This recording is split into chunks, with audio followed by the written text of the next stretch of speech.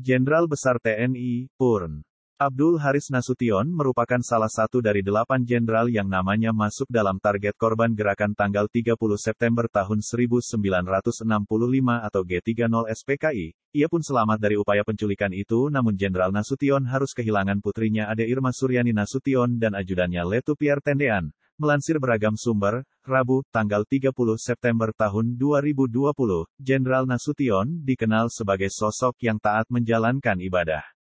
Ia pun tidak pernah meninggalkan sholat dan selalu taat pada agama. Saat sedang menjalani rapat dengan Presiden Soekarno selaku Panglima Tertinggi Angkatan Perang Republik Indonesia ketika waktu sholat sudah tiba, Jenderal Nasution pun selalu meminta izin agar menjalankan sholat terlebih dahulu, sebagaimana yang dimuat di majalah PEHAI, Perjalanan Haji Indonesia.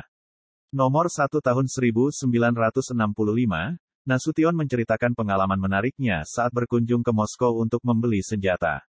Namun bertepatan dengan hari Jumat, perundingan senjata dengan Uni Soviet belum usai. Dirinya melihat jam dan menunjukkan sudah tiba saatnya sholat Jumat. Saya lihat arloji menunjukkan telah tiba saatnya untuk sholat Jumat. Kepada sidang saya segera minta diri untuk sholat. Urai majalah tersebut mengutip perkataan Jenderal Nasution. Setelahnya itu seorang perwira dari Uni Soviet mengantarkannya pergi ke masjid. Saat dilihatnya ia membuka sepatu, perwira itu pun membuka sepatunya. Ia terus mengikutinya. Ketika sholat perwira itu pun turut sholat. Lalu Jenderal Nasution berdiri, perwira itu berdiri, dan ruku ia ruku. Sang jenderal sujud ia pun sujud, demikian seterusnya. Sesudah salam Nasution tanyakan ke perwira itu, apa yang dibacanya waktu mengikuti saya sholat? Perwira itu hanya menggelengkan kepala, tak suatu pun yang dibacanya. Abis ia bukan seorang muslim. Jadi kenyataan ini menunjukkan bahwa dengan salat kita dihormati di mana-mana. Jenderal Nasution pun berpesan kepada prajuritnya. Hendaklah saudara-saudara senantiasa taat menunaikan kewajiban sholat 5 waktu.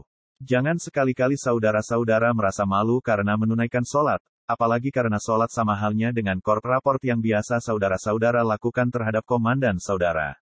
Bedanya salat itu korp-raport kepada Tuhan Yang Maha Kuasa. Demikian pesan Jenderal A.H. Nasution kepada para prajuritnya. Sikap keteladannya dalam menjalankan ibadah membuat Nasution merupakan salah satu jenderal yang berhasil lolos dari rencana pembunuhan tersebut, di mana pagi itu, tanggal 1 Oktober tahun 1965, sekira pukul 3.30 waktu Indonesia Barat, rumah Nasution di Jalan Teuku Umar 40, Menteng, Jakarta Pusat, didatangi oleh pasukan yang disebut-sebut berasal dari Resimen Cakrabirawa, pasukan pengaman presiden. Pasukan itu dilengkapi dengan senjata tajam saat menyambangi rumah Pak Nas sapaan akrab Nasution. Istri Nasution, Johanna Sunarti, sudah mengetahui kedatangan pasukan Cakrabirawa itu untuk mencari suaminya. Itu yang mau bunuh kamu datang? Ujar Sunarti kepada suaminya, Nasution. Ditirukan putri sulung mereka, Hendrianti Saharah Nasution atau Bu Yanti saat berbincang dengan Okezon.